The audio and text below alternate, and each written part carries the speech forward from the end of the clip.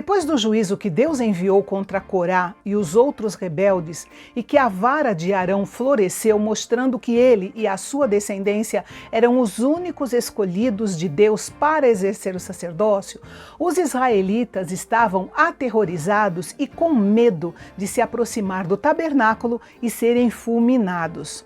Só que, na verdade, a presença de Deus no tabernáculo, no meio do acampamento, era a marca que diferenciava o povo de Israel.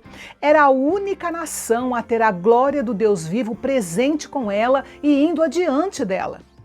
Neste capítulo, Deus fala especificamente a Arão, exaltando ainda mais o seu ministério como sumo sacerdote. O Senhor deixou claro que era responsabilidade dos sacerdotes ministrar no tabernáculo e guardá-lo de ser profanado ou desrespeitado. Se eles não seguissem as instruções de Deus, poderiam morrer. Se, por exemplo, eles permitissem que uma pessoa não autorizada entrasse no tabernáculo ou ministrasse nele, iriam experimentar sim a ira de Deus. Nós vemos então que Arão tinha autoridade de Deus, mas ele também tinha uma grande responsabilidade. Aliás, Deus nunca dá autoridade a ninguém sem a devida parcela de responsabilidade. Os dois sempre andam juntos. Agora, falando um pouco sobre os levitas, como nós já vimos, o próprio Arão era da tribo de Levi. E embora apenas ele e os seus descendentes tenham recebido o sacerdócio, toda a tribo de Levi tinha um chamado especial para ajudá-lo no serviço do tabernáculo. Os levitas eram a base do ministério dos sacerdotes. Eles não tinham uma posição de destaque, mas eram muito importantes para o seu serviço de bastidores. Também não eram autorizados a fazer o que os sacerdotes faziam.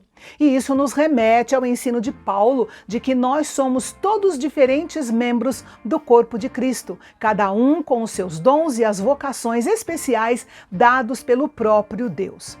O sacerdócio era uma dádiva de Deus para o povo de Israel, porque sem os sacerdotes o povo não poderia chegar a Deus.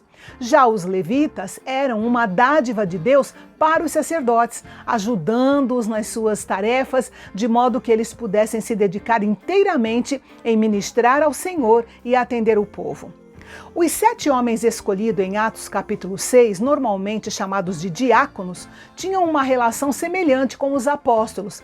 Eles serviam na parte material da igreja, enquanto os apóstolos se dedicavam às tarefas espirituais no fortalecimento dos novos cristãos. Como servos de Deus, os sacerdotes e os levitas mereciam os cuidados do povo de Deus. Ao contrário das outras tribos, os levitas não teriam herança na terra prometida. Deus determinou que as necessidades deles seriam supridas pelos sacrifícios, ofertas e dízimos do povo. O princípio encontrado aqui é claro e recebe ênfase frequente ao longo das Escrituras. Ou seja, aqueles que servem ao Senhor e ao povo de Deus devem ser sustentados pelas bênçãos materiais que Deus dá ao seu povo. Jesus disse: digno é o trabalhador do seu salário.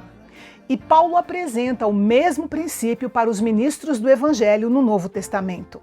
Deus deixou claro que os levitas também tinham uma responsabilidade especial. Se eles deviam ser sustentados pelo povo, eles tinham que fazer o seu trabalho com o máximo de dedicação e esmero. Lembrando que, apesar de servirem a Deus em tempo integral, os levitas não foram isentos de dar ao Senhor o dízimo daquilo que recebiam. Era importante para os levitas aprenderem a ser doadores generosos também. Aliás, todos nós precisamos aprender a mesma lição. É triste quando o povo de Deus não ama o Senhor e a sua casa o suficiente para sustentá-la fielmente. Nós devemos ter sempre em mente que o próprio Deus é um doador generoso e o nosso objetivo deve ser ficar cada dia mais parecidos com o nosso Pai Celestial. E a 18ª palavra de bênção de Números é: para nós, o dízimo é só o começo. Se compreendermos o significado de 2 Coríntios, capítulos 8 e 9, nossas ofertas irão muito além do dízimo. E no nosso encontro de amanhã, nós vamos ver o cuidado que Israel precisava ter com o que era limpo e o que era imundo, porque isso também determinava o seu relacionamento com o Senhor. Vamos ver o que podemos aprender com isso? Então, eu espero você. Até amanhã.